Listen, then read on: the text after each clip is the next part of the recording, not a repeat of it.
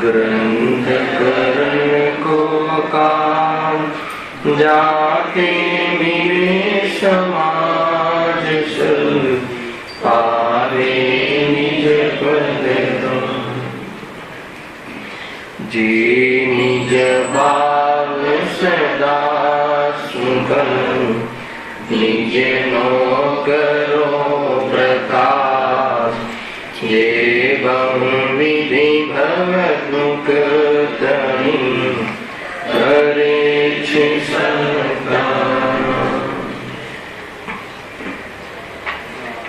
आत्म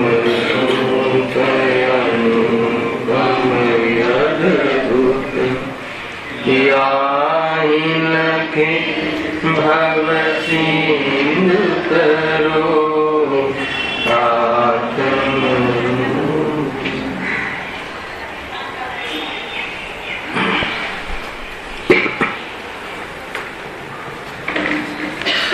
श्री मोक्ष मार्ग प्रकाशक ग्रंथ से त्रीजा अधिकार ऊपर अपने स्वाध्याय चालू रहे से पेज नंबर 70 टॉपिक से देव गति ना दुखों નું વર્ણન चार गति ने आ जीव પોતાના કરેલા કર્મને આધારે વિશેષ પર્યાયને પ્રાપ્ત થાય છે. હવે આ ચાર ગતિ જે છે એ ગતિમાં દુઃખ નથી. ચાર ગતિ દુઃખ ભોગવવાના સ્થાન છે, એ ખ્યાલ રાખજો. દુઃખના કારણ कोई बाह्य अवस्था के कोई बाह्य संयोग नहीं. संयोग में पोताना स्वरूपनी कल्पना करवी ये दुखનું કારણ છે. એ મૂળ વાત તો અહીંયા યાદ રાખવું. જે પોતાને ભૂલ્યો છે એવો જીવ બહારની કોઈને કોઈ સ્થિતિમાં પોતાનું સ્વરૂપ માનીને બેઠું છે અને એ પોઝિશનો બદલાય છે અને જીવ દુઃખી થાય છે. પર્યાય બુદ્ધિથી જીવ દુઃખી છે. કેવા કેવા પ્રકારની અવસ્થાઓ જીવની સાથે પોઝિશનો થતી હોય છે. પોતાનું ત્રિકાલ સ્વરૂપ ન જોયું અને એવા અધ્રુવ એ અનિત્ય જે અવસરો છે એમાં જીવ નિત્યની કલ્પના કરી હોવાના કારણે નિરંતર દુઃખી થાય છે. ઘણી વાર એમ ખ્યાલ આવ્યો છો ભાઈ કે આપણને ખ્યાલ ક્યાં હોય છે કે ન જાણ્યું જાણતી નથી કાલે સવારે શું થવાનું છે. પર્યાયની ઓરથી આવા કથન પણ શાસ્ત્રમાં જોવા મળે. જેનો આધાર રાખીને બેઠા હોઈએ છીએ, જેના આશ્રયથી સુખની કલ્પના અર્થાત પોતાના અસ્તિત્વની કલ્પના કરી હોય છે, એ અવસ્થાઓનું આયુષ્ય કેટલું છે સમજવા જેવું છે. 500 મૂર્ખનો સરદાર, ખ્યાલ આવે છે હું શું કહું છું? એ બ્રાહ્મણ ઇન્દ્રભૂતિ ગૌતમ, એને ખ્યાલ હતો એ જીવને કે કલાક પછી મારું શું થવાનું છે, પર્યાયનું શું થવાનું, કેવો બદલાવ આવે છે. દીપભાઈ 1-2 કલાક પહેલા તો ત્યાં 500 મૂર્ખ અને એમાં એને નેતૃત્વ કરે અને 1-2 કલાક પછી તું સમૂહ શરણમાં સમ્યક દર્શન મુનિદશા અને ગણધર કઈ પોઝિશન. ઘણી વાર ખ્યાલ આવે કે પોઝિશન પર આધાર રાખીને કોઈ નિર્ણય ન કરવો જોઈએ. ત્રિકાલની દ્રષ્ટિ જ એકમાત્ર પરિણતિને ક્ષોભવાદી કાર્યોથી, ક્ષોભવાદી દુઃખથી નિવૃત્ત કરાવી શકે છે, બાકી નહીં. એવું બધું થતું હોય છે ભાઈ. આજે એક બનાવ પાછો બન્યો ને, એક ધાડ ધાડ ધાડ ધાડ ધાડ કેવું હોય છે. જો કરીબ 2-4 દિવસ પહેલા એક ભાઈન્દરમાં મારે કોઈ આ પ્રાર્થના સભામાં એક પ્રવચનનો અવસર હતો. પ્રવચન કરવા ગયો છું ભાઈન્દરમાં. ત્યાં એ ભાઈ કિરીટભાઈ જે છે ને, પ્રમુખ ભાઈન્દર, મને બરાબર ખ્યાલ છે કે મારી સામે બેઠા હતા. હવે સામે બેઠા હતા અને બરાબર એમને લક્ષ કરીને કેટલીક વાતો મેં પ્રવચનમાં પણ કહી. અને પ્રવચન સમાપ્ત થયા પછી બાકાયદા મારી પાસે આવ્યા અને મને કહ્યું કે તમે ભાઈન્દર માટે પ્રોમિસ કર્યું છે, પણ કયો દિવસ નક્કી કરશો? કમસે કમ અષ્ટાનિકા પર્વનું તું કંઈ અહીંયા લાભ આપો. અને એમને મારી પાસે વચન પણ લીધું કે આપણે એક અષ્ટાનિકા પર્વ અહીંયા ઉજવીશું. અને 6.5 ફૂટની હાઈટ, ખડતલ શરીર, એને ઉત્કર્ષ ત્યાંનો ભાઈન્દર મુમુક્ષુ મંડળના પ્રમુખ, તત્વની પ્રભાવનામાં ખડે પગે રહેનાર વ્યક્તિ. અને રાત્રે અહીંયા ક્લાસમાંથી જેવું નીકળ્યું ને ફોન આવ્યો કે સુરતથી આવતા હતા, છાતીમાં થોડો દુખાવો થયો અને હવે દેહ છોડી દીધો. શું બરાબર છે કે અત્યારે કદાચ સ્મશાન યાત્રામાં હશે. ગજબની વાત છે આ બધું. એમ કોઈ ડરાવવાની વાત નથી. આ જૈન શાસનમાં એલર્ટ થવાની વાત છે. ઘણા લોકો કહે છે, ઘણા મિત્રોએ જયારે આપણે ચર્ચા કરી ત્યારે ઓફિસ આદિમાં, ત્યારે કહે કે તમે મરણના પહેલા મરણથી શું કામ ડરાવો છો? જયારે આપણે આ ચર્ચા કરીએ ત્યારે તો કહે છે કે નહીં, તને આ દ્રષ્ટિકોણની ખબર નથી. જે મરણની અવસ્થાઓ થાય છે ને, શરીરના વિયોગ આદિની, એમાં હું મરતો નથી. અમે એ ભણીએ છીએ ને એ ભણાવીએ છીએ. ખ્યાલ આવે? તને એ શરીરના વિયોગમાં ભ્રમ થઈ જશે આનંદભાઈ કે હું ચાલ્યો ગયો, અને એવી સ્થિતિઓ તો દરેકને આવવાની છે. તો એ સ્થિતિ આવે એ પહેલા હું મરતો નથી. એવું જે સત્ય છે, પરમ સત્ય છે, એનો નિર્ણય કરી લે. તત્વ અભ્યાસના આધારે એ સત્યને પારખી લે અને એવા ત્રિકાલ સતના આશ્રય તારી દૃષ્ટિની કેળવણી કરી લે. પછી જો એ પરિણામ એ અવસરને કેવી રીતે જ્ઞાતા દ્રષ્ટા બનીને નિહાળે છે. જેમ એક વ્યક્તિ 3 કલાકના એ નાટકમાં અનેક મરણના પ્રસંગો જોવે છે પણ ખેદ ખિન્નને પામતો નથી, કેમ કે એને ખ્યાલ છે કે આ 3 કલાકનું નાટક છે. એ રીતે આ જીવને 30 વર્ષનું 80 વર્ષનું એક નાટક તરીકે પોઝિશનને જોવાની એની વિદ્યા વાસ્તવમાં પ્રેરિત થઈ જશે. એટલા માટે અહીંયા મરણના ભયનો અભાવ કરવા માટે તત્વ અભ્યાસ સિવાય બીજું કોઈ ઔષધિ છે નહીં. અને મરણ આદિના પ્રસંગોનો અભાવ કરવો હોય તો પણ આ તત્વ અભ્યાસના આશ્રય, ત્રિકાલ પ્રભુના આશ્રય વગર કોઈ ઉપાય છે નહીં. એ પ્રમાણે આપણને આ જૈન શાસનનો અનંત ઉપકાર છે, આ જૈન ધર્મનો અનંત ઉપકાર છે. એ વાત સમજવી જોઈએ. કેવા બદલાવ આવે છે, કઈ પરિસ્થિતિને. 1 કલાક પછી કોઈ ઘટના કઈ ઘટવાની છે સર્વજ્ઞના ધ્યાનમાં છે. સર્વજ્ઞ ભગવાન કહે છે કે કાંઈ પણ ઘટવાનું છે એનો તારામાં ભાવ છે. અમે તને અત્યારથી તારું ફ્યુચર, તારું ભૂતકાળ, તારું વર્તમાન, તારી ત્રિકાલિકતાના આધાર ઉપર તારું અમે પૂરું સ્ટ્રક્ચર અને રાત્રિમાં લીધું બંધારણ.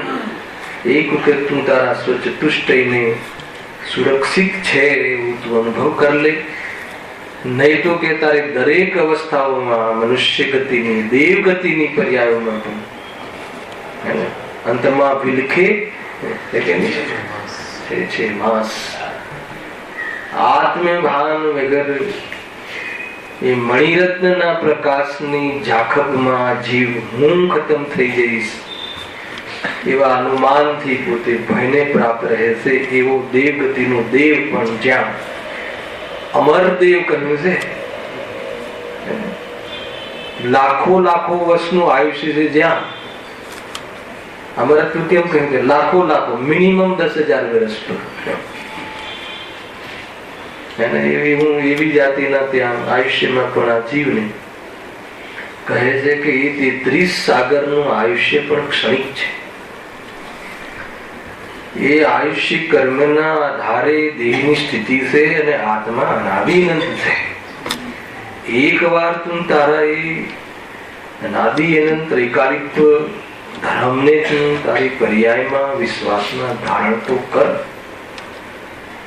અનંત કાળનું વિસામો શાંતિ વિશ્રામ એક સમયની પર્યાયમાં પ્રગટ થવાના ચાન્સ કેટલા છે, પરંતુ આ જીવ એને કરતો કેમ નથી? કેમ કે દુઃખી થયું છે. જાગ રે જીવ, તું જાગ એમ કહે. બહુ બહુ જોરદાર વાત છે. એ રીતે આપણે આપણો જે કારવા છે એ આગળ વધતો વધતો ક્યાં આવ્યું છે? અત્યારે દેવગતિના દુઃખનું વર્ણન. ગઈકાલે એની થોડી પ્રારંભિક ચર્ચાઓ, પ્રાથમિક ભૂમિકાની ચર્ચા કરી હતી. હવે આપણે વિષયનો પ્રવેશ કરીએ છીએ. 4 ગતિના જે દુઃખોનું વર્ણન છે ને, એમાં યોગસારની એક ગાથા અહીંયા ગોદેશજીએ કોટ કરી છે. ખાલી વાંચું. યોગસારની ગાથા બહુ સુંદર ગાથા છે. 4 ગતિ દુઃખથી ડરે તો તજ સંપરભાવ, સુમતાતમ ચિંતન કરી શિવ સુખ નો લેલા. બહુ શાંતિ. યોગસાર બહુ મહાન ગ્રંથ છે. 4 ગતિ દુઃખથી ડરે તો તજ સંપરભાવ, શુદ્ધાત્મ અંતમાં તો શુદ્ધાત્મ ચિંતન કરી શિવ સુખ નો લે લાભ. એકમાત્ર મુક્તિ નો. કહે શાનાથી મુક્તિ? દુઃખોથી મુક્તિ. દુઃખોથી મુક્તિ માટે શાનાથી મુક્ત થવું જોઈએ? એનું કારણ કોણ છે? શરીર. એનું કારણ છે ભ્રમ, એનું કારણ છે મોહ, એનું કારણ છે ભ્રાંતિ. શાના વિશે ભ્રાંતિ? આત્મ ભ્રાંતિ से में रोग नहीं છે કે નહીં? આત્માના બારામાં ભ્રાંતિ છે. શું ભ્રાંતિ છે? હું કાળો, હું ગોરો, હું મોટો, હું હે ને મનુષ્ય, હું દેવ. તો કહે છે ભ્રાંતિ છે. હું ગાયક અને હું ચૈતન્ય દેવ. બહુ મોટું આ દેવ ચૈતન્ય દેવ છે કે નહીં? બધા એક જ વાત છે. પરમાત્મા પ્રકાશ નું યાદ કરતા ચાલવી છે. દેહથી ભિન્ન ભગવાન આત્મા નહીં છો. શરીર કેમ આટલી બધી મતલબ કે ચર્ચાઓ આવે છે? કેમ કે એને આપણે ભિન્ન જાણતા નથી. એ અવસ્થા વિશેષ છે, એક સ્થિતિ છે, એક પરિસ્થિતિ છે. એ તારું સ્વરૂપ નથી. એમને કહે દરેક પ્રવચનોમાં, દરેકમાં આ વાત તો હર સમય આ વાતને ધ્યાનમાં રાખવા જેવું છે કે જે તને દેખાય છે, જે ચામડાની આંખેથી તને જે દેખાય છે એ તું નથી, અને જે દેખે છે એ તું છે. દેખવાનું બંધ થઈ જાય તો તું સમજજે કે નષ્ટ થઈ ગયું, અને એવું ક્યારે બનતું નથી, એટલે હું નષ્ટ થતો નથી. તો શાની ચિંતા? એમ કહે ચિંતા તો એને હોય કે જેનું કોઈ નષ્ટ થાય. એ રીતે બેન્સીના બોલ છે ઘણા. 88 બોલે પહેલા ચાલે તો ગયા શનિવારે એમાં લખ્યું શાની ચિંતા. હવે વાંચીએ છીએ આપણો જે ટોપિક છે, દેવ ગતિમાં જ્ઞાનાદિકની શક્તિ અન્ય કરતા કંઈક વધારે હોય છે. બરાબર છે? પણ દેવો તો મિથ્યાત્વ વડે, ઘણા દેવો તો મિથ્યાત્વ વડે અતત્વ શ્રદ્ધા યુક્ત જ થઈ રહ્યા છે. ફરીથી વાંચું છું, બહુ સારી વાત છે. દેવ ગતિમાં જ્ઞાનાદિકની શક્તિ અન્ય કરતા કંઈક વધારે મળે. એટલે શું અન્ય કરતા? એટલે બીજી ગતિના જે જીવો છે એના કરતા એમને જ્ઞાન એટલે અભિજ્ઞાન તો હોય છે, પણ ગમન આદિ, વિક્રિયા આદિ એ જે શક્તિઓ છે એ શક્તિ દેવ ગતિમાં વિશેષ. કહ્યું ને વિક્રિયા આદિ શક્તિ, ગમન શક્તિ, ત્યાં પણ જઈ આવે, નરકોની પણ વિઝિટ લઈ આવે, મનુષ્ય ગતિમાં પણ વિઝિટ લેવા આવે. આ દેવોની તો પુરુષદ જ છે, પુરુષદ જ છે. અને મોટું મોટું લાંબુ આયુષ્ય છે, તેમ થાય કે શું કરે છે જરા મનુષ્ય જોઈ આવીએ જરા. તો કોઈ બી ચારે ગતિમાં જે એમને ગમન શક્તિ જે છે, આપણા બધાની ગમન શક્તિ લિમિટેશન ઘણું બધું છે. શાસ્ત્ર જોઈ લેજો ક્યાં જઈ શકે ને કેટલો દૂર જઈ શકે ને કેટલો ના જઈ શકે ને મેક્સિમમ જઈ શકે તો બી ગમનની બુદ્ધિ બી પ્રગટ થઈ ગઈ તો કેટલે જઈ શકે એ વાતો છે. મનુષ્યનું કેટલું એ જઈ શકે. તો અહીંયા કહે છે કે દેવોની એ બધી શક્તિ તો વિશેષ ખુલી છે. જે પોષણ છે એ પણ બતાવે. ઘણા દેવો તો મિથ્યાર્થ વડે અતત્વ શ્રદ્ધા યુક્ત જ થઈ રહ્યા. ઘણી વાર આ દેવગતિનું આપણે અહીંયા દેવગતિના દુઃખોનું વર્ણન છે, દેવગતિના સ્વરૂપની ચર્ચા અત્યારે નથી કરી. અને ઘણી વખત દેવગતિના સ્વરૂપની ચર્ચા કરીએ તો એમાં જે ઠાઠ છે, એમાં જે મતલબ કે બહારમાં અનુકૂળતાઓ છે અને બહારમાં એ બધી સહયોગોની સામગ્રીની ઉપલબ્ધિ છે, તો એ બધું ઘણું બધું છે. પણ છેલ્લે એક શબ્દ મૂકીને બધું જીરો કરી નાખે છે. કોણ? જ્ઞાનીઓ. ત્યાં પણ જીવ સમ્યક દર્શન વગર અનંત દુઃખી. આ બધું જીરો થઈ ગયું. ખ્યાલ? જ્ઞાનીઓને કોઈ ગતિની કોઈ ભાવના નથી હોતી. આત્મદૃષ્ટિયુક્ત જીવોને બહારમાં દેવગતિ અને બહારમાં મનુષ્ય ગતિમાં પણ રાજા મહારાજા જેવી પોષણો પ્રાપ્ત થાય. સમ્યક દર્શન સહિતનું જે પુણ્ય હોય છે એ પુણ્યમાં આવી જાતિનો બહારમાં યોગ મળે, પણ જ્ઞાનીઓને એની ભાવના નથી. ધ્યાન રાખજો, બહુ ઊંચી વાત કરું રાખીશું. જ્ઞાની જે છે ને એ પોતાનું જે મૂલ્યાંકન છે ને, સંભળાય છે ભાઈ છેલ્લે પાછળ બરાબર ઉપયોગ રાખે. સાતમી નરકના ઘોઘાટની વચ્ચે પણ જીવ સમ્યક દર્શન કરી લે. આ તો કાંઈ નથી. બરાબર? તમને કહે નડતું નથી. શામાં નડતું નથી? પ્રવચન સાંભળવામાં નડે તો નડે, પણ આત્માનુભૂતિ કરવામાં નથી નડતું. અને આપણે કરવી છે આત્માનુભૂતિ, કરવી છે તો કથન છે. આત્માનુભૂતિ થઈ રહી છે, જે થઈ રહી છે આત્માનુભૂતિ છે. આ ઘોઘાટનું જે સંભળાય છે ને, જ્ઞાન થાય છે, તો એમાં આત્મા ક્યાં છે? ઘોઘાટમાં છે. કે જે આ ઘોઘાટ થઈ રહ્યો છે એનું જે જ્ઞાન થાય છે, જ્ઞાનાનુભૂતિ તે આત્માનુભૂતિ, એની સાથે આપણે કાંઈ પણ લેવા દેવા નથી. અક્કલ જ નથી, સમજણ જ પડતી નથી. કેટલો પેલું કયું પોલ્યુશન કહેવાય? નોઈસ કે વોઇસ? હા, એ જે પણ કહેવાય. સમજણ જ નથી, સરકારની વિરુદ્ધ કામ કરે છે. ત્યાં તે કયું ખાતું ખોલ્યું? ચૂક્યો આત્માની અનુભૂતિને. હર જગ્યાએ પોતાની પાસે રહો, પોતાની સાથે રહેતા શીખી જાઓ. એનું નામ પોતાની સાથે રહેવું. કાંઈ પણ મને નડતું નથી. મારા જ્ઞાનમાં ગમે તેવી ગંદકી પણ છલકે, એકૃત અશુદ્ધતા મને લાગુ પડતી નથી. એનાથી મને કોઈ દુઃખ સુખ સંબંધ નથી. એવી જો અનુભૂતિ કરે અને એવી અનુભૂતિનો અભ્યાસ કરે, ત્યારે કોઈ જંગલમાં વાઘ સિંહ વરુની વચ્ચે પણ આત્મ શાંતિનો અનુભવ કરતો જીવ કેવલ જ્ઞાનને પ્રાપ્ત થઈ શકે. શું ન્યાય છે, શું લોજિક છે, ચૈતન્યની શું શક્તિ છે, એના પુરુષાર્થની શું કિંમત છે, ઘણી બધી વાત છે. સમજમાં આવે છે કે વાત કઈ ચાલતી, શું વાત કરતું રાખે. હા, એક કોઈ અહેમ વાત હું તમને કહી રહ્યો હતો કે જે આત્મજ્ઞાની જીવ હોય છે, એ જે પોતાનું જે મૂલ્યાંકન છે ને, એ મૂલ્યાંકન એ પોતાના દ્રવ્ય સ્વભાવની ઓરથી કરે. એટલે એને બહારમાં ગતિઓની, કેમ કે ચાર ગતિનો, દેવ ગતિનો, ઇન્દ્ર પદનો, ચક્રવર્તી પદનો મારા સ્વભાવમાં ત્રણેય કાળે અભાવ છે એવા દ્રવ્ય સ્વભાવથી પોતાનું મૂલ્યાંકન કરવા વાળો જીવ કહેવાય કે નહીં. બહારની પરિસ્થિતિઓથી લોભાય અને બહારની પરિસ્થિતિઓથી પ્રભાવિત થાય એ વાતમાં દમ નથી. એનું આવે છે કે આ તો જરીક થોડોક આ જીવ આવે એમ કહે ને ભાઈ ભાઈ, તમને કોઈ એમ કહે ને કે તમારા ત્યાં રહેલો જે મેનેજર છે ને તમારાથી આગળ વધી ગયો તો આ જીવ ઊંચે નીચે થઈ જાય. તમારા પછી બોમ્બે આવેલો અત્યારે તો કેટલો આગળ વધી ગયો તો આગળ વિચલિત થઈ જાય. એટલે ભાઈ એવું છે જો હા એ જ તો રામ એટલે જ તો અજ્ઞાની છે. અજ્ઞાનીજી પોતાનું મૂલ્યાંકન શાનાથી કરે છે?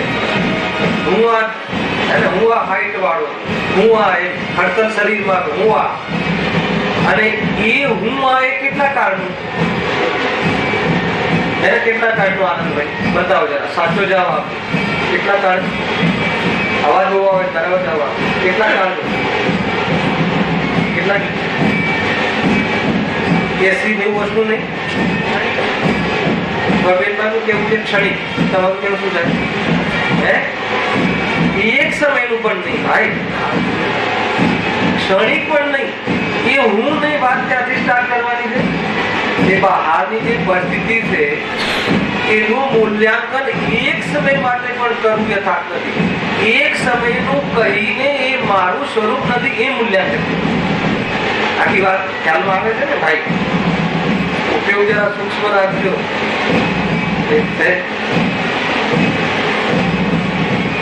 આવી બધી પરિસ્થિતિઓ આવે છે. આ તો બાહ્ય પરિસ્થિતિ છે, અંતરાય કરવી, પણ પોતાના પરિણામોમાં પણ કઈ વિકારના જે ચાલે છે ને એ પણ સમજવા જેવું.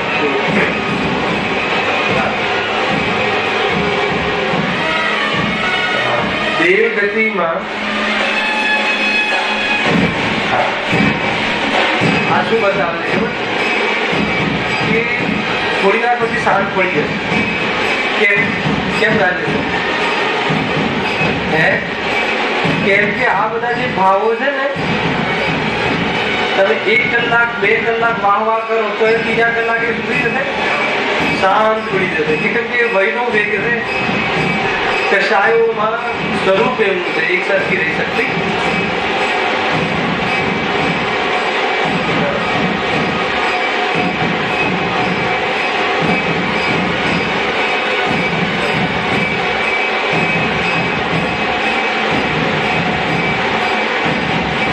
દેવ ગતિમાં જ્ઞાનાધિકની શક્તિ અન્ય કરતા કંઈક વધારે હોય છે. ઘણા દેવો તો ખ્યાલ વડે અસત્વ શ્રદ્ધા યુક્ત થઈ રહ્યા છે. તેઓને કસાય કંઈક મંદ છે.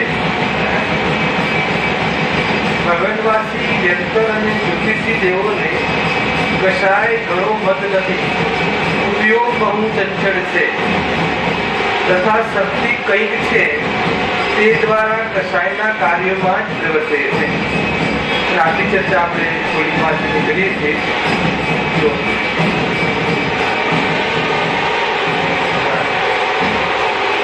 એટલે બીજી લીટી લખી ને, ઘણા દેવો તો મિથ્યાત્વ વડે અસત્વ શ્રદ્ધા યુક્ત થઈ રહ્યા છે. ચાલુ રાખું કે 5 મિનિટ ભારે સંભળાય છે ભાઈ પાછળ. યોગનું જે સંક્રમણ ની ખબર ને, યોગનું સંક્રમણ એમાં પણ આવું અયોગી કેવી હોય ને જરા પછી પાછળથી બહુ જબરદસ્ત સ્પીડ આવે ને બધી બનતી હોય. પણ એ થાય કે અંતર્મુરત હોય છે. આનું કેટલું અંતર્મુરત છે આપણને ખબર નથી. શું કરે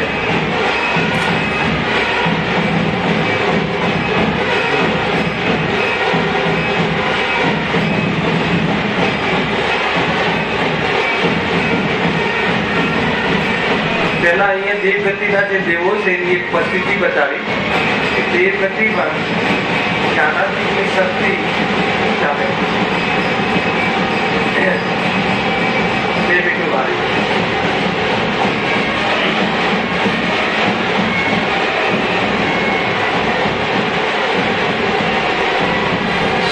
નોટ જો વધારે ઉછળતી હશે તો જલ્દી બંધ નહીં કરે. વિચાર તો કરો કેટલા જીવોને ત્યાં તકલીફ પડતી હશે. જે એકેન્દ્રિય, બે ઇન્દ્રિય, ત્રણ ઇન્દ્રિય જીવો છે ત્યાં નીચે કીડા મકોડા ફરે છે, અને આજુબાજુ બધા એકેન્દ્રિય જીવો ત્યાં છે. આપણે કામ સહન કરી શકતા નથી તો એવા જીવોની તો શું હાલત થતી હશે. જેના લગ્ન બાકી હોય ને સંકેત એને વિચાર કરી લેવો. આવા પ્રસંગો બહુ ઠીક નથી.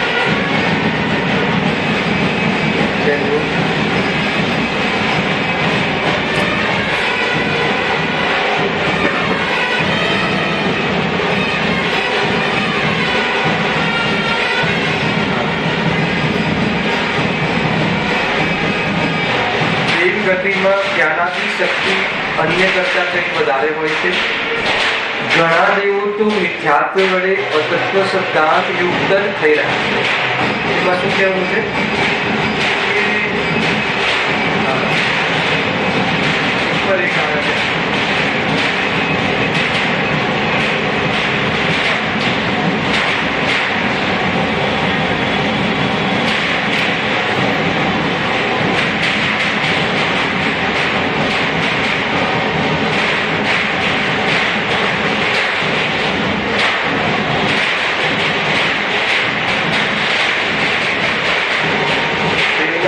દિલીપભાઈ આવો અત્યારે હર પંદર મારી ટ્રેનો જાય છે ને, જાય.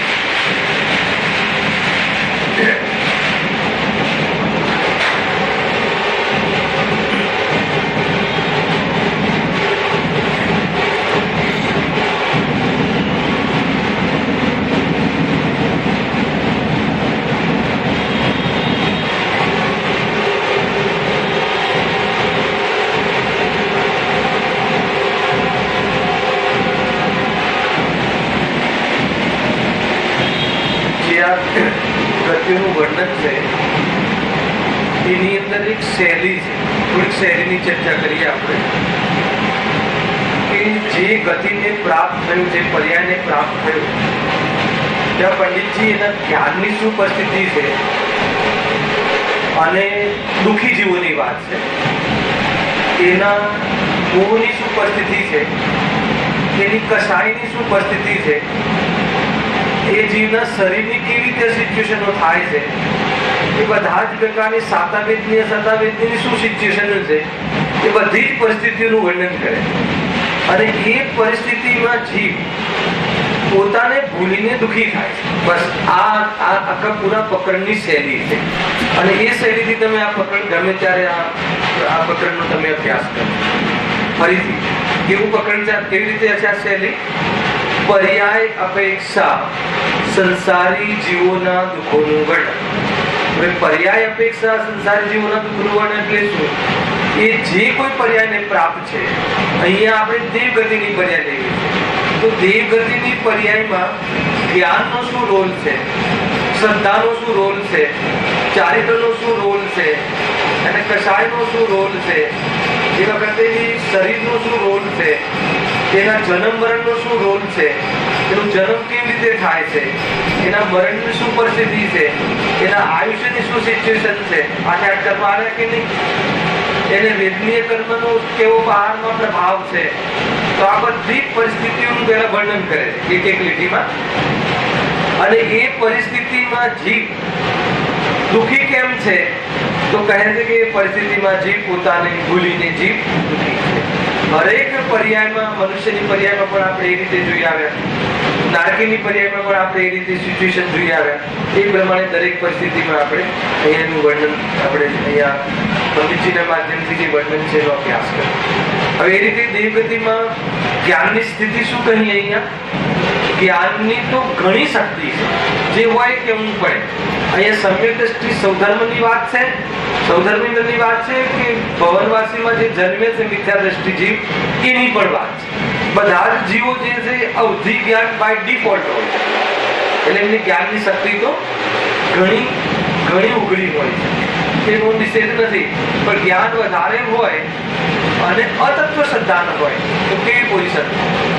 है ना, तो ये अतत्व सिद्धांतનું જે પોષણ જીવ કરતો હોય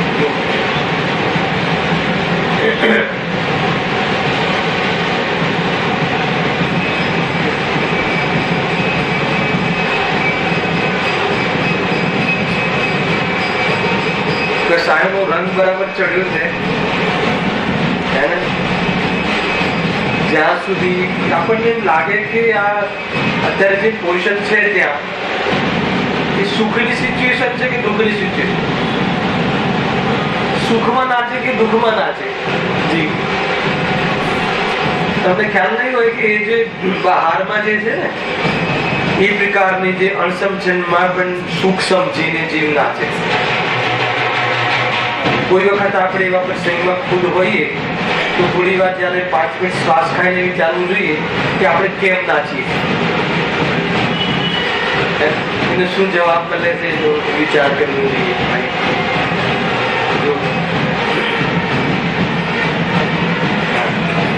ઘણા દેવો તો મિથ્યાત્વ વડે અતત્વ સત્તાયુક્ત થઈ રહ્યા છે, એટલે ત્યાં ભલે જ્ઞાનની શક્તિ ગમે એટલી હોય, ગમન શક્તિ ગમે એટલી હોય, પરંતુ અતત્વ સત્તાન મિથ્યાત્વના કારણે એમને અતત્વ સત્તાન જ થઈ રહ્યું છે. ગમન આદિ કરે તો શું થઈ ગયું, એવી જાતિની બુદ્ધિ હોય તો શું થઈ ગયું, પણ એવી જાતિની બુદ્ધિ પણ એ ક્યાં વાપરે છે, તો આગળ લખ્યું છે તેઓને કસાય કંઈક મંદ છે.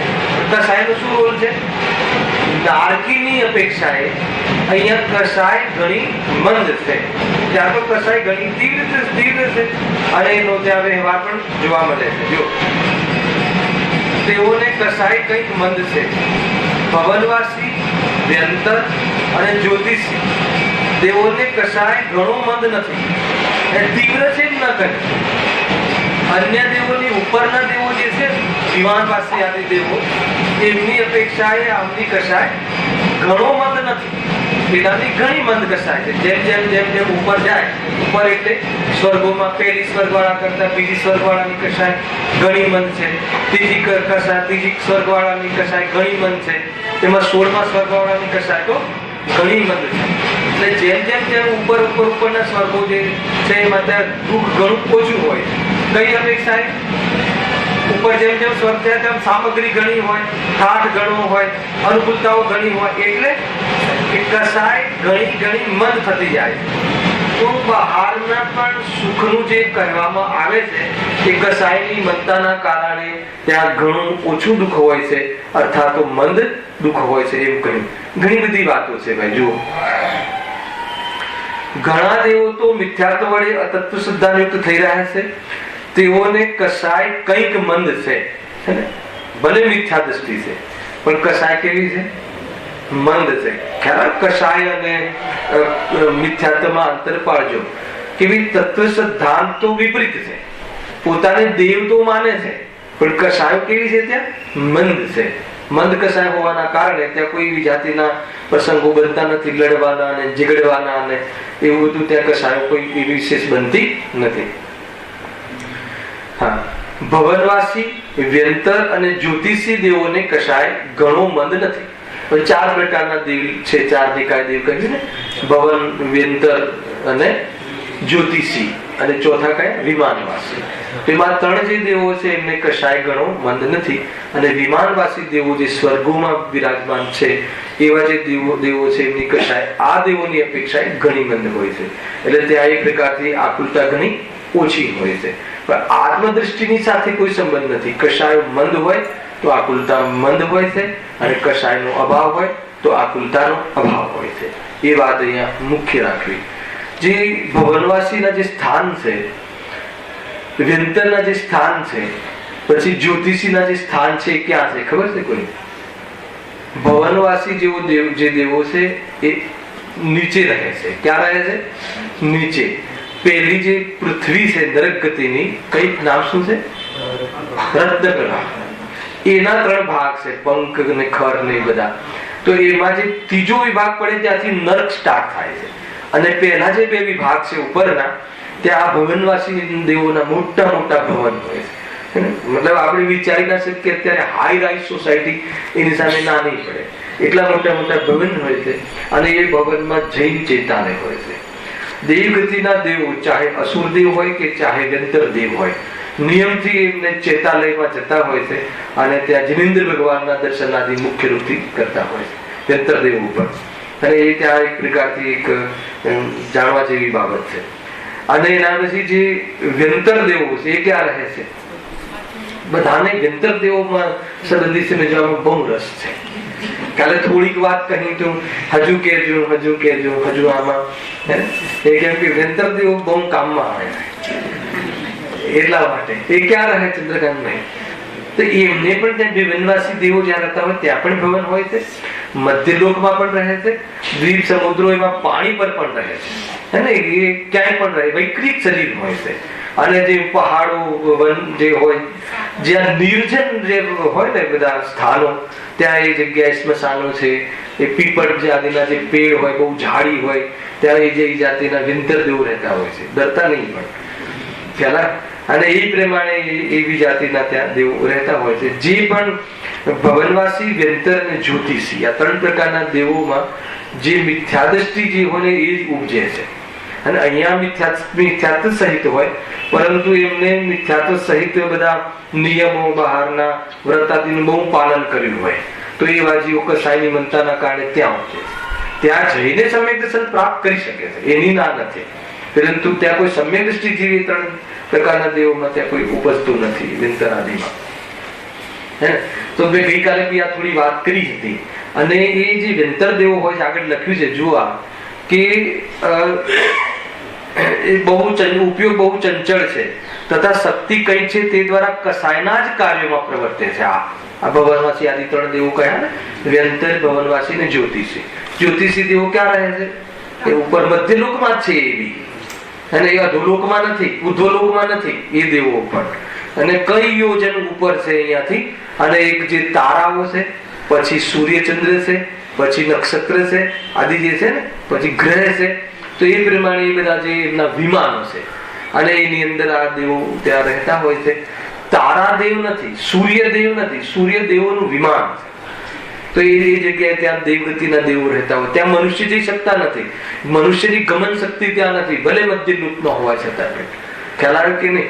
પરંતુ દેવગતિના દેવો તો ક્યાંય એવી ગમન શક્તિ એમની વિશેષ છે, આગળ કહ્યું ને, એ ફરી શકે છે. તો એ પ્રકારે ત્યાં બધા દેવો વસતા હોય છે.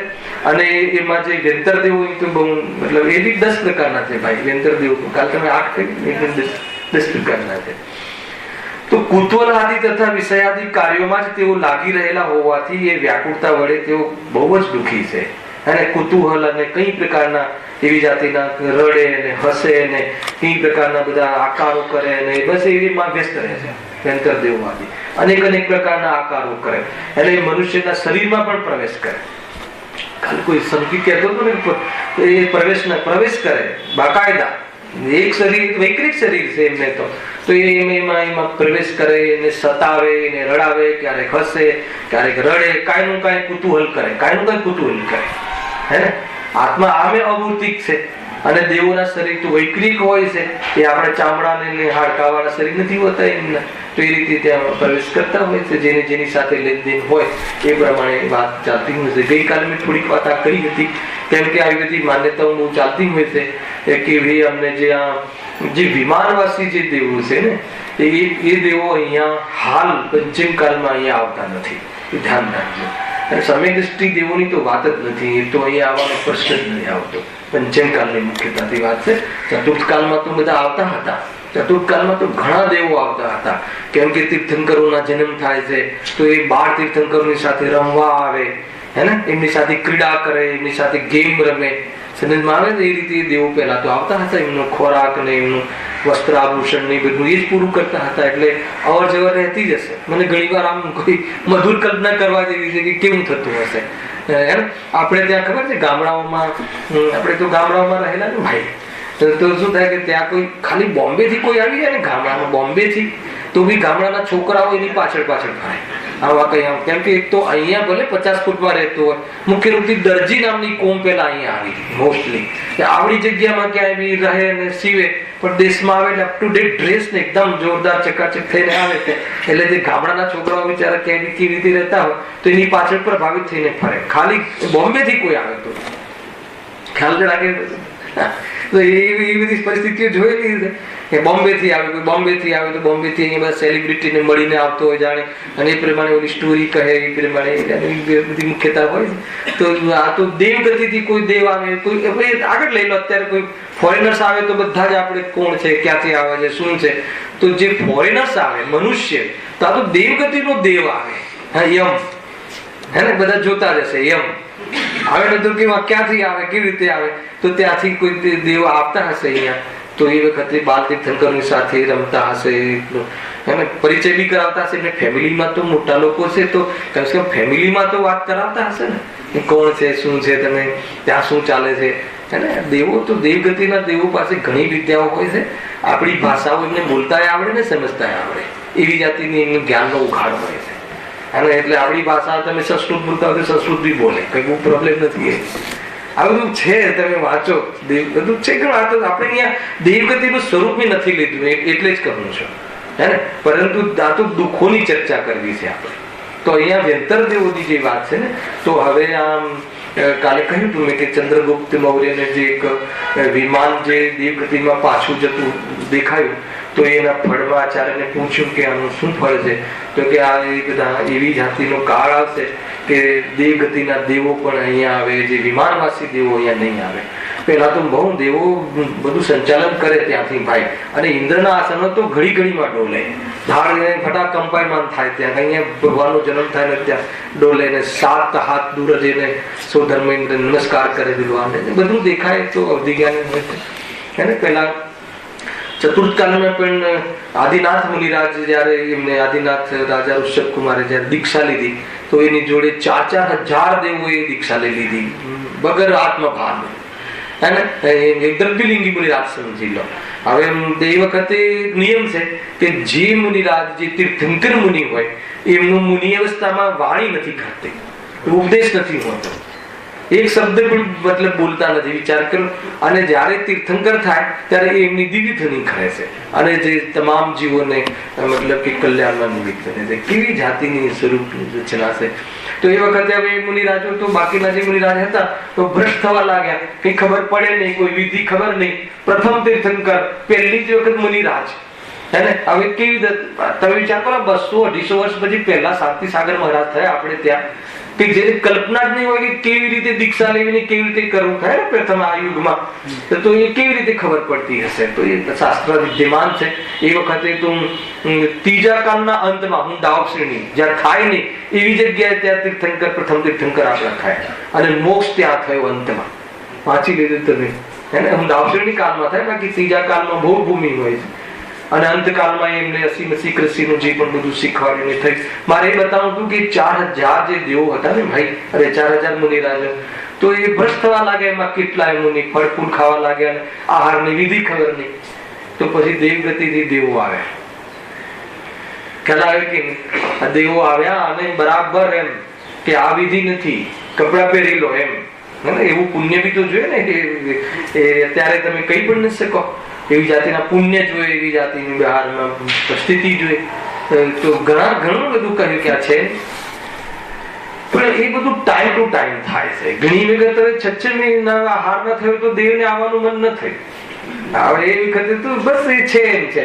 એટલે ક્યારે આપણું પુણ્ય પાકે ને ક્યારે આપણું પાપનો ઉદય આવે એ પ્રમાણે સહાયક અર્થાત તો એના વિરોધી દેવોનું આવું થાય. હવે દેવો દ્વારા પીટાવાનું હોય તો દેવો દ્વારા પીટાય. સમજમાં આવે, ખ્યાલ આવે છે કે નહીં? તો અત્યારે તો એ દેવો કોઈ અહીંયા આવવાનો કોઈ પ્રશ્ન નથી આવતો.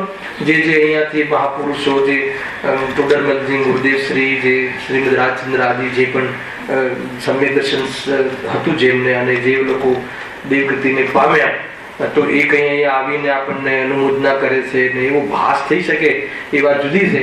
પરંતુ કોઈ જીવને એવું માનીને એવી જાતિની બહારમાં કોઈ જાતિનું કોઈ શ્રેય લેવાની જરૂર નથી. અને હું તો કહું છું કે સર્વજ્ઞ ભગવાન બી હોય તો પણ શું છે, અને હું ગાયક છું એનો મહિમા આવવો જોઈએ. મારે સર્વજ્ઞ ભગવાન સાથે ઓળખાણ છે એની મહિમા નહીં, અને મારે હું ગાયક છું એની ઓળખાણથી જે મહિમા વધશે. ચાલ, મારે તો પછી દેવગતિના દેવોની તો શું વાત કરવી, કોઈ મતલબ નથી. એને કોઈ જ્ઞાનીઓને એવી ગરજ હોતી નથી. આવે ને 1000 દેવો સેવા કરે કે ન કરે એમને કાંઈ પડી હોતી નથી. આપણે એમ કહેવું પડે છે કે જીવોને આપણને બહારમાં ડર લાગે છે ને, અથવા કોઈ બહારમાં કોઈ એવી જાતિના પ્રોપેગેન્ડા થાય છે તો કે ઠીક નથી, એ સમજવું જોઈએ. ગઈકાલે બહુ કહ્યું હતું કે આ બધી જે 10 પ્રકારના જે દેવો છે ભયંકરના, એમાં જે પિશાચ અને જે ભૂત આદિ પ્રેત આદિનું ભેદ છે, એમાં અમુક દેવો તો જે બધા આવે છે, જે વર્તમાનમાં જે બધી દેવી દેવતાઓ જે કહેવામાં આવે છે ને, એ બધા ભયંકર દેવો છે, હે ને. તો એ કોઈ મિથ્યાદૃષ્ટિ દેવો છે અને એ કોઈ આત્મકલ્યાણમાં આપણને નિમિત્ત બને એવું છે નહીં. એ બધા તો રાગના પ્રતીક છે એમના હાથોમાં. તો એ લોકો પૂજે છે, લોકો એને પ્રસન્ન કરવા ચાહે છે. ભયને પ્રાપ્ત થાય છે કે કુળદેવીને નહીં માનીએ, નહીં પૂજીએ તો શું થશે? શું થશે? આત્મામાં કાંઈ કશું થતું જ નથી બહારનું. આત્મા ચૈતન્ય સ્વરૂપ છે, ક્યારે જળ રૂપે થતું જ નથી. કોઈ ચિંતા કરવાની જરૂર નથી. ખ્યાલમાં આવે ને, પોતાના પુણ્ય પર ભરોસો રાખો અને પોતાના સ્વરૂપનો વિશ્વાસ રાખો. પોતાના પાપ પર બી ભરોસો રાખો.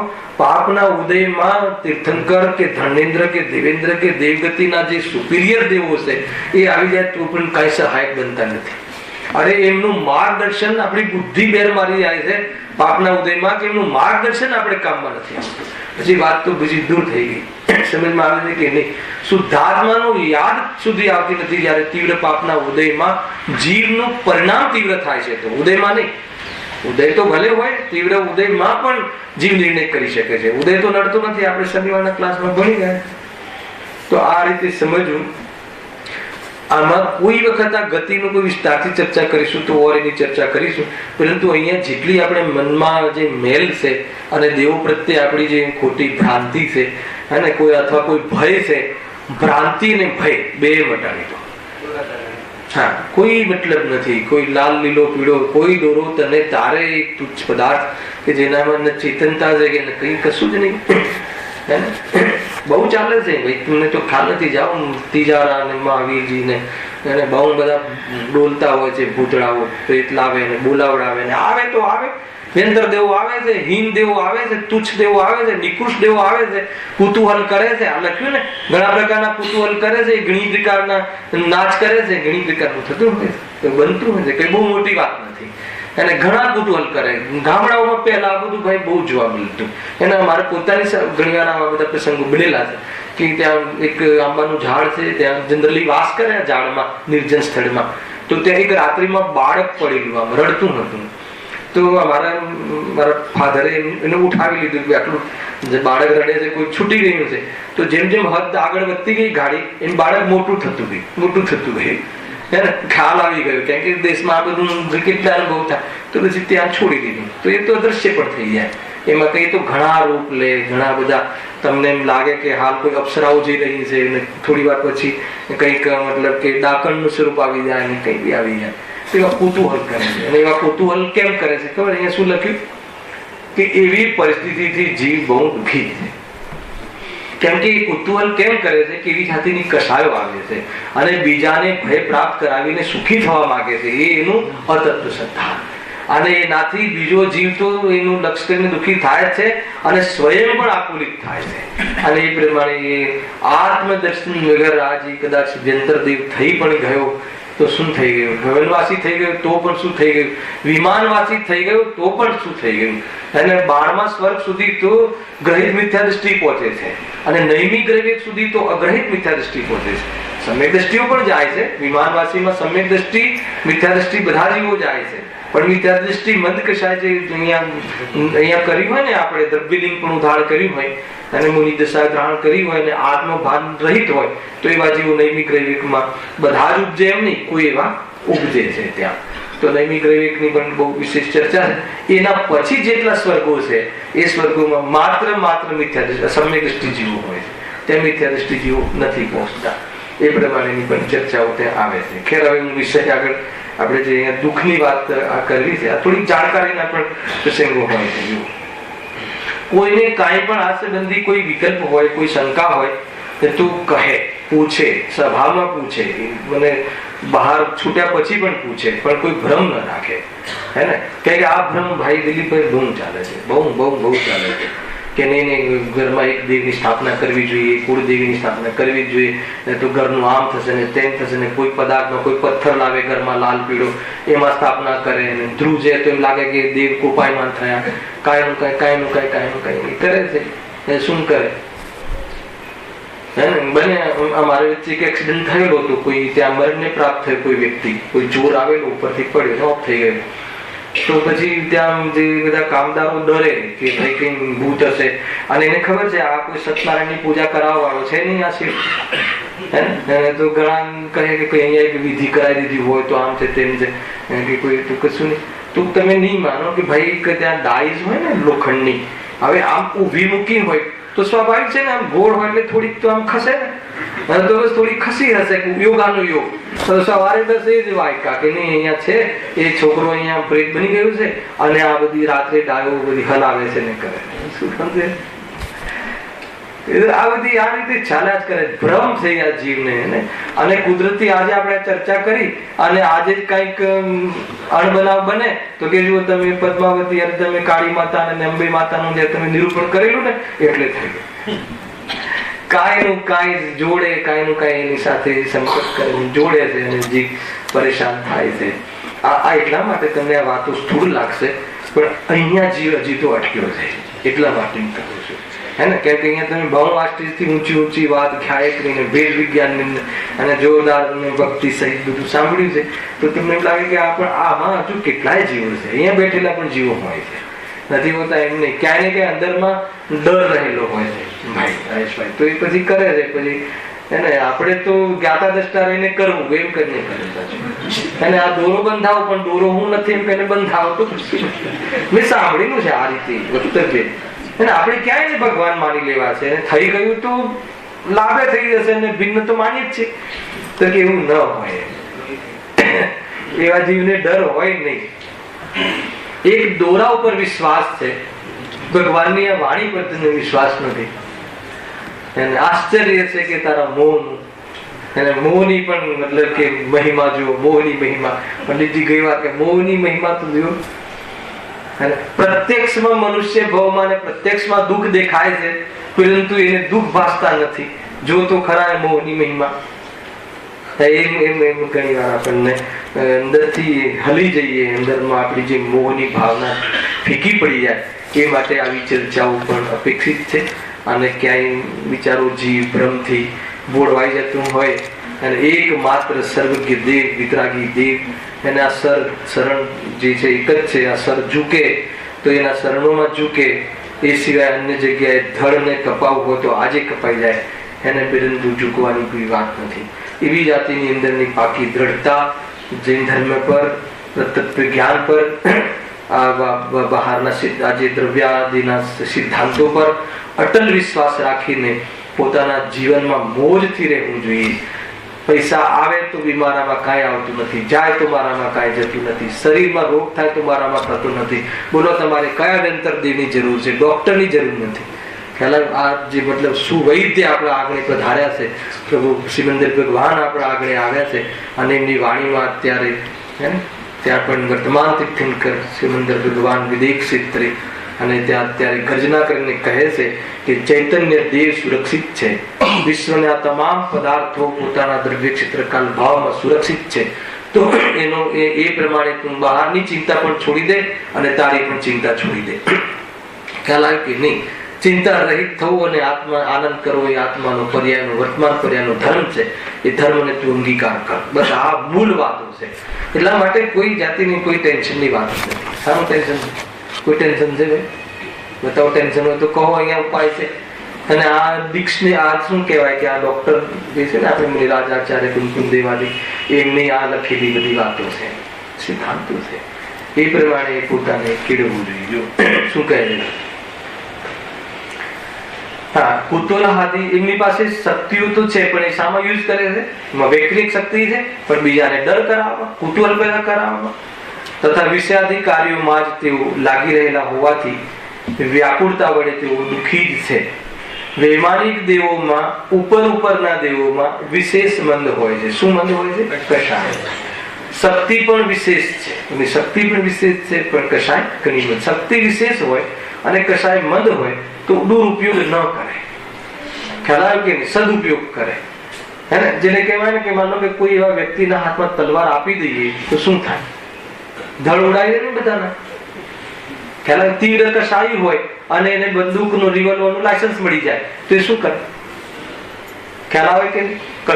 વાતમાં ક્રોધિત થઈ જતો હોય અને એની પહોંચના કારણે રિવોલ્વરનું લાયસન્સ મળી ગયું તો શું કરે? 2-4 ને ઉડાવી દે, બીજું શું કરે? તો એ રીતે છે. શક્તિ ઘણી હોય, ધન ઘણું હોય, બહારમાં ઘણી ચીજની અનુકૂળતાઓ હોય, એ પણ કસાયો તીવ્ર હોય તો એ દુરુપયોગ કરે.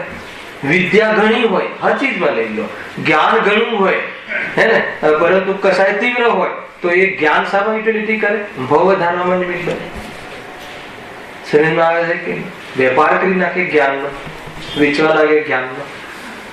એક વિધાનના 5-5 લાખ રૂપિયા લે, એક પ્રવચન વેચાવા લાગે, 1 કલાક આવીશ પણ 2000 લઈશ, વાત પતી ગઈ, જીરું થઈ ગયું. ખ્યાલ આવે કે નહીં? એના માટે સ્પેશિયલ ખબર છે ગુરુદેવના પ્રવચનોમાંથી કોઈએ લેખ કાઢીને આપણે બધા બોર્ડ પર મેમલાડમાં જોયા હતા. જિનેન્દ્ર ભગવાનની વાણી અને જિનેન્દ્ર ભગવાનના જે સ્વાધ્યાયના માધ્યમથી આજીવિકા ઉભી કરે તો કહે છે કે એમાં બહુ બધું દોષ છે. સમજમાં આવે છે કે નહીં? અહીંયા તો આજીવિકામાં સુખ નથી, એને એવો નિર્ણય કરાવવા વાળો પેગામ છે, એવો ઉપદેશ છે, તો એનો કોઈ દિવસ મિસયુઝ થવું જોઈએ નહીં. જો ઢોલ નગારામાં ઘણો સમય ગયો, આપણી પાસે 2-4 મિનિટ છે, આગળ વધીએ છીએ. બાકી વિષય બહુ સુંદર છે. જો આ દેવોને ક્રોધમાન કસાય છે, રહી ગયું આપણે. હા, વૈમાનિક દેવોમાં ઉપરના દેવોમાં વિશેષ મન કસાય છે, શક્તિ પણ વિશેષ છે, તેથી વ્યાકુળતા ઘટવાથી દુઃખ ઘણું ઘટતું છે. શું લખ્યું? દુઃખ ઘટે છે, અભાવ નથી. એ ધ્યાન રાખજો. અભાવ તો મોહના અભાવથી જ દુઃખનો અભાવ થાય, અને એ સિવાય દુઃખનો અભાવ ના થાય. તીવ્ર મત થયા રાખે કશાયના પ્રપોઝમેન્ટ, પરંતુ અભાવ તો એકમાત્ર કશાયના મટવાથી જ થાય છે, ઘટવાથી નહીં. કશાય મંદ પડે તો નહીં, કશાયના અભાવથી થાય. જો આ દેવોને ક્રોધમાન કસાય છે, કસાય તો બધી છે, 4 ક્રોધમાન માયા. શું લખ્યું? પરંતુ કારણો થોડા હોવાથી તેના કાર્યની પણ ગૌણતા હોય છે. દેવગતિમાં કસાયનું સ્વરૂપ બતાવ્યું. એ લોકોને ક્રોધમાનનો અભાવ નથી થઈ ગયો, અને ક્રોધમાન માયાલોભનો અભાવ તો છેક મુનિ દશામાં થાય છે, 10મા ગુણસ્થાને. 10મા ગુણસ્થાનના છેલ્લા સમયે અને 12માના પહેલા ગુણસ્થાને, પહેલા સમયમાં. ખ્યાલ?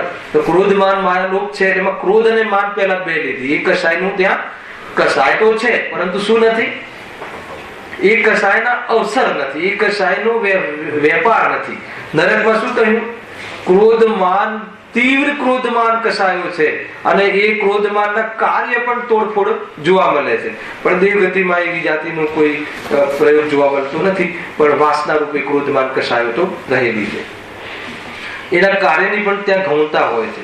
કોઈનું બુરું કરવું, કોઈને હીન કરવું ઇત્યાદિ કાર્ય નિકૃષ્ટ દેવોમાં તો કુતૂહલાદિ વડે હોય છે, જો ફરીથી આવે, પણ ઉત્કૃષ્ટ દેવોમાં થોડા હોય છે, તેથી ત્યાં તેની મુખ્યતા નથી. હે ને? કોઈનું બુરું કરવું, કોઈને હીન કરવું ઇત્યાદિ કાર્ય નિકૃષ્ટ દેવોમાં હોય છે, ઊંચા દેવોમાં નથી. નીચેના અભ્યંતરાદિ દેવોમાં એ બધું જોવા મળે છે. અને ત્યાં શું હોય છે કે માનો કે જેમ કે પહેલું સ્વર્ગ, હે ને, 2 મિનિટ લઈ લઉં છું. પહેલું સ્વર્ગ તો એમાં એનો જે ઇન્દ્ર કોણ છે? સૌધર્મ. સૌધર્મ ઇન્દ્ર જે છે ને એ પહેલા સ્વર્ગનો ઇન્દ્ર છે. ખ્યાલ આવ્યો કે નહીં? તો એને એના 32,000 વિમાન હોય છે. એક વિમાનમાં અસંખ્યાત દેવો હોય છે. તો ત્યાં પણ બધી ત્યાંની જે ત્યાં પણ એ દુનિયામાં પણ એવું જ હોય છે. અહીંયા કેવું હોય? જેમ કે એક નેતા હોય, પછી મંત્રી, પછી એનો સંત્રી, પછી એના નીચે આસિસ્ટન્ટ ને એના નીચે જનતા ને એ બધું હોય છે ને, સેમ બધું ત્યાં એવી રીતે દુનિયા હોય છે. સૌધર્મ રાજા હોય ઇન્દ્ર ત્યાં એ વિમાનનો, અને એમાં ત્યાં પણ થોડા પાવર વાળા એના અંગરક્ષક હોય. ત્યાં મર્ડર થતું નથી, અને ત્યાં કોઈ એવું જાતિનું કોઈ પેલું શું કહેવાય, કયું મરણ કહો છો તમે? પેલું જલ્દી થઈ જાય ને, અકાલ મરણ ને એવું બધું ત્યાં દેવગતિમાં એવું બધું હોતું નથી. ખ્યાલ આવે કે પૂરેપૂરું આયુષ્ય ભોગવવાનું હોય છે. ત્યાં ખૂન ખરાબા એવું બધું કશું હોતું નથી. તો એ અંગરક્ષક પણ એક ઠાઠ, એમ ઠાઠ હોય ને, રાજા અને એના બધા નીચે તે બધા હોય. તો એ ઉપરના દેવો છે, નીચેના દેવોની વાસ્તવમાં ત્યાં એક એવું વાક્ય લખ્યું શાસ્ત્રમાં કે દેવગતિમાં 5 ઇન્દ્રિયના ભોગોની અનુકૂળતા તો ઘણી છે, પણ અહીંયા ઇન્દ્રની ગુલામી પણ ઘણી છે એવું ત્યાં લખ્યું. ગુલામી સૌથી મોટું દુઃખ છે ભાઈ, ખ્યાલ આવ્યો કે નહીં? તો ત્યાં ઇન્દ્રની ગુલામી બહુ વિશેષ હોય છે. નીચેના દેવો પાસે મતલબ કે કોઈ એમને કોઈ આજે ઘોડાની જરૂર હોય તો એક ઘોડો બનાવવો પડશે તારે. ત્યાં કોઈ મતલબ વિદ્રોહ કે ત્યાં કોઈ એવું બધું ત્યાં નથી એમ, એને લોકશાહી નથી ત્યાં. રાજા કે એટલે તારે ઘોડો બનવાનું તો બનવાનું જ પછી, પણ એવું નહીં કે હું નહીં બનવું કે ત્યાં એવી જાતિની બગાવત ના થાય. એ પ્રમાણેની ત્યાં બધી વ્યવસ્થાઓ હોય છે. એની પણ એક દુનિયા અલગ છે. એને કોઈ વિશેષ ચર્ચા આપણે કરીશું. જે આ જે ચર્ચા છે નેક્સ્ટ શનિ રવિ આપણું પ્રવચન નથી, અષ્ટાનિકા હોવાથી આપણે સદિચ્છામાં છે એના પ્રવચન, પણ એના પછી શનિ રવિ પાછું આપણું રેગ્યુલર છે, ત્યારે ફરીથી મળીશું. સહેજાનંદ